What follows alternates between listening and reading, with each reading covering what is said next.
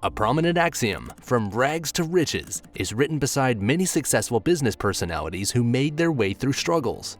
A list of financial experts who started from humble beginnings includes the famous financial professional George Soros, then the business prophet who predicted the downfall of the real estate business in 2007, Ray Dalio, who is a financial expert, then Peter Lynch, Charlie Munger, Jim Simmons, all from humble backgrounds, who have now carved for themselves an irreplaceable place in the financial empire with their unique thinking and professional ethics.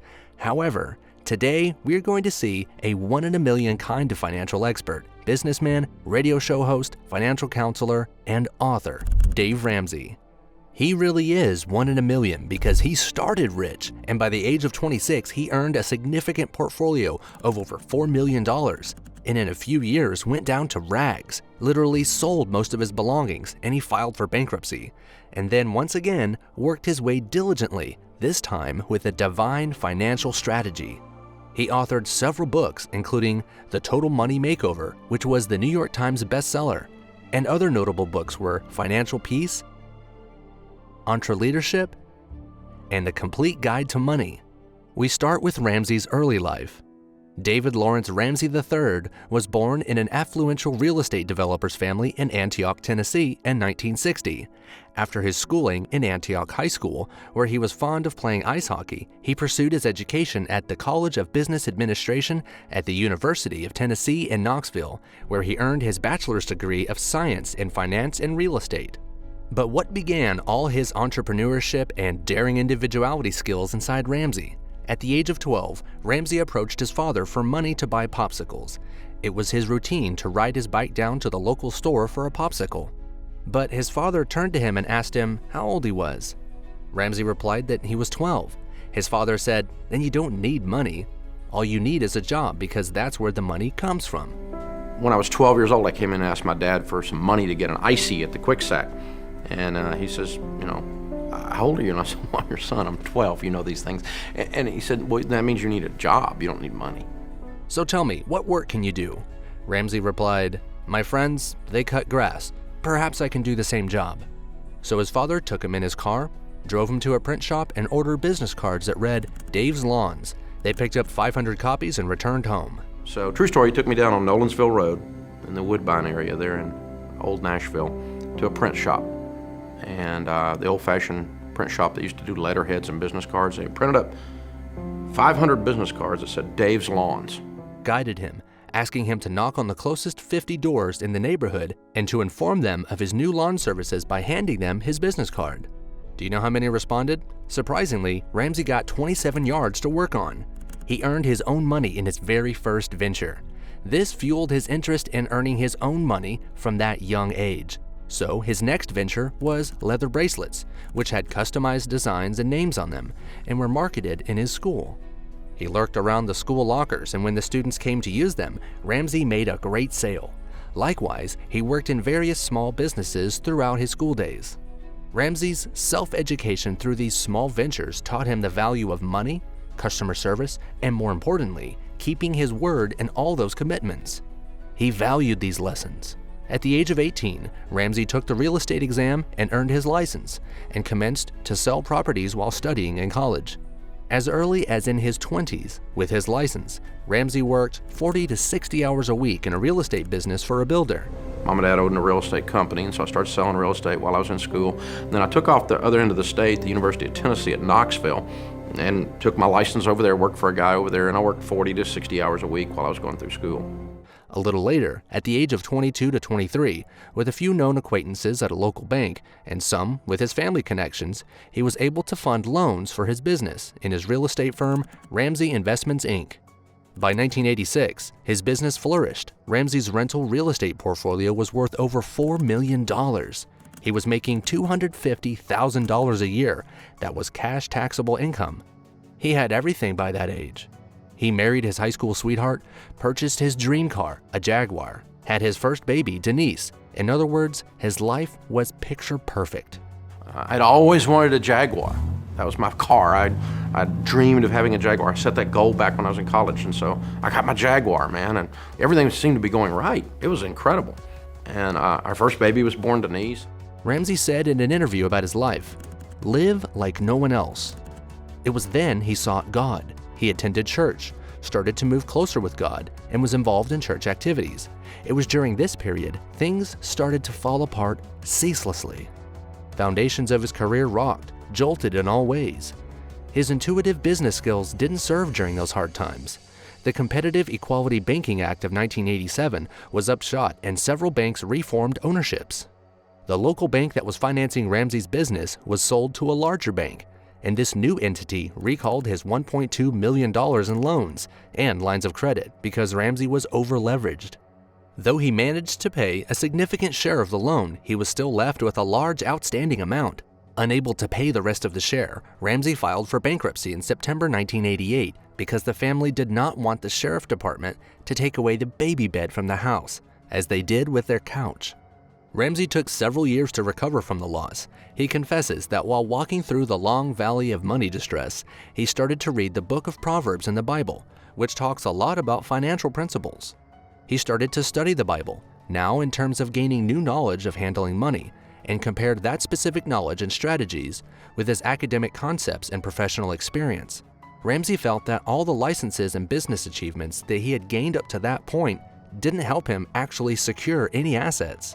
He drew new financial planning methods, the need for emergency funds, ways to get out of debt, the need for no debt, everything based on what he read from the Bible. Amidst all this, a couple, the McGregors from church, approached him to help in their financial crisis. McGregor asked for Ramsey's help as his financial life was much out of sorts and causing inordinate strain on their family relationships. Ramsey and his wife met with McGregor for a coffee and discussed their situation. This was Ramsey's first financial counseling session. When McGregor laid down his financial numbers on the table and the various bottleneck situations, Ramsey could foresee directly the solution for the certain win in McGregor's problem. Ramsey drafted a step-by-step plan for the McGregor's solution. He realized that he was able to give financial counseling sessions by suggesting plans for personal budgeting, plans to close loans, guiding in investment ventures, and many more. He often says it's easier to talk about financial perspectives like encouraging, planning, and sharing theoretical winning strategies than to experience in one's own real life the painful chapters of monetary loss and sharing lessons from them. When people came to him with their money issues, he could look at their numbers and rapidly place an intelligent, realistic strategy to solve them. It was so, and he himself had been in those excruciatingly difficult moments in his past, that too in the prime of his life. In relating to his painful years, Ramsey habitually quotes a Bible verse in all his speaking sessions that goes like this, quote, "No discipline seems pleasant at the time. Later on, however, it produces a harvest of righteousness and peace for those who have trained by it," end quote. Dave Ramsey's sessions are always fueled with hope. He points out that everyone can make it out of all the troubles if they have the right plan and stick to it. In an interview, he said, quote, "When you believe you can do a lot of things that really don't even make sense, it's crazy what people can pull off when they believe they can. And it's crazy what they can't pull off when they don't believe they can." It's crazy what people can pull off when they believe they can, and it's crazy what they can't pull off when they don't believe they can. I've watched a lot of people file for bankruptcy that were not bankrupt. They're just scared that the light at the end of the tunnel was an oncoming train for them. They didn't believe that there was anything out there that was real that they could turn the corner, whereas I myself was able to pay down from $3 million in debt all the way to $378,000 in 2.5 years. And I was 26 years old. That doesn't even make sense. It's not logical. And we still didn't make it, but the fact that we got that far into it was because we really believed we were going to make it finally, end quote. Ramsey wants to inspire people from his own story, rather than being a person who encourages or educates people on financial aspects. He fervently attended workshops and seminars on consumer financial problems and recorded his study for counseling sessions. His study also included the reputed American radio personality and financial counselor Larry Burkett, and then Ron Blue, and Art Williams, who was one of the organizers of the multi-level marketing company Primerica. Ramsey's debt snowball method is repeatedly discussed in many money talks and debates. Its modus operandi is to first list all your debts by balance except the mortgage, from smallest to largest in order. irrespective of the interest rate. Now pay off the smallest debt as much as you can, as quickly as you can, while the minimum payment is made towards the other debts. Once the smallest debt is paid off, move to the next smallest debt, repeating the same process. This method has been generally discouraged by many experts, yet both the Harvard Business School and the Kellogg School of Management have shown support for this Snowball method, as it is used for investors. He has charted a wise, step-by-step plan, otherwise called the 7 baby steps for getting out of debt and saving for the future. Step 1. Save $1,000 for Starter Economy Fund. Step 2. Pay off all debt, except the house, using the debt snowball method. Step 3. Save 3 to 6 months of expenses in a fully funded emergency fund. Step 4. Invest 15% of your household income in retirement. Step 5. Save for your children's college fund. Step 6. Pay off your home early. Step 7. Build wealth and give. Among his many famous lines, the often quoted ones are, quote, "The typical millionaire lives in a middle-class home, drives a 2-year-old or older paid-for car, and buys blue jeans at Walmart," end quote. Another one is, quote, "Pray like it all depends on God, but work like it all depends on you," end quote. Another highlighter, one last quote from his collections is, quote, "A budget is telling your money where to go instead of wondering where it went," end quote. In 1988, he founded a financial counseling service, the Lampo Group. With a handful of students in its inception, it grew to 350 in numbers down the years. This success stirred more attention, which brought Ramsey to a counseling-based radio show called The Money Game in 1992. It was co-hosted along with his friend Roy Matlock, co-founder of Primerica.